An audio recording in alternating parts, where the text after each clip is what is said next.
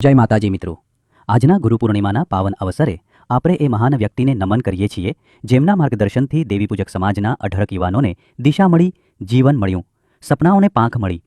એ વ્યક્તિ એટલે દેવીપૂજક સમાજના રિટાયર્ડ ઇન્કમટેક્સ કર્મચારી પૂનમભાઈ રામજીભાઈ પટની, કે જેમણે એવા સમયગાળામાં અમદાવાદના અસારવા વિસ્તારમાં ન્યૂ પટની સ્પોર્ટ્સ ક્લબની સ્થાપના કરી જ્યારે સમાજમાં ભણતર ઓછું હતું, રમતગમત વિશે જ્ઞાન પર બહુ ઓછું હતું. તેમ છતાં એક મજબૂત ઈરાદો અને સમાજ માટે કંઈક કરવાની લાગણી લઈને તેમણે શરૂ કરી હતી યાત્રા. અને આજ સુધી, આજે પણ 65 વર્ષની ઉંમરે પણ તેઓ સતત સેવા આપી રહ્યા છે. કબડ્ડી જેવી રોમાંચક રમતના એવા ખેલાડી કે જ્યારે મેદાનમાં ઉતરતા હતા ત્યારે સામેની ટીમ જાણે કંપી ઉઠતી. ઓલ આઉટ કરવાનો ઝંઝંતો આત્મવિશ્વાસ અને યુવાનોને શીખવેલા એવા દાવ કે સામેવાળી ટીમ ચારે ખાને ચિત્ત. આજે પણ ન્યૂ પટની ક્લબ હાજર છે અને યુવાનો માટે આશાની કિરણ બની છે. આ ક્લબના માધ્યમથી હજારો યુવાનોનું જીવન બદલાયું છે. કેટલાય સરકારી નોકરીમાં ગયા છે તો કેટલાય અધિકારી બન્યા છે.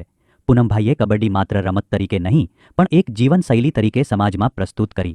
શારીરિક અને માનસિક રીતે યુવાનોને મજબૂત બનાવ્યા અને નેશનલ લેવલ સુધી રમવાની તક આપી છે. સર્ટિફિકેટ, પોલીસ, આર્મી જેવી સરકારી નોકરીઓમાં મેરિટ માટે મહત્વપૂર્ણ 5% સુધી બોનસ માર્ક આપે છે. એમને માટે કહી શકાય કે પૂનમભાઈ બોબી એટલે કબડ્ડીના બાહુબલી. આજે પણ તેમનું શરીર, તેમનો જુસ્સો, તેમનો આગવો અંદાજ એવું સાબિત કરે છે કે ઉંમર માત્ર એક આંકડો છે.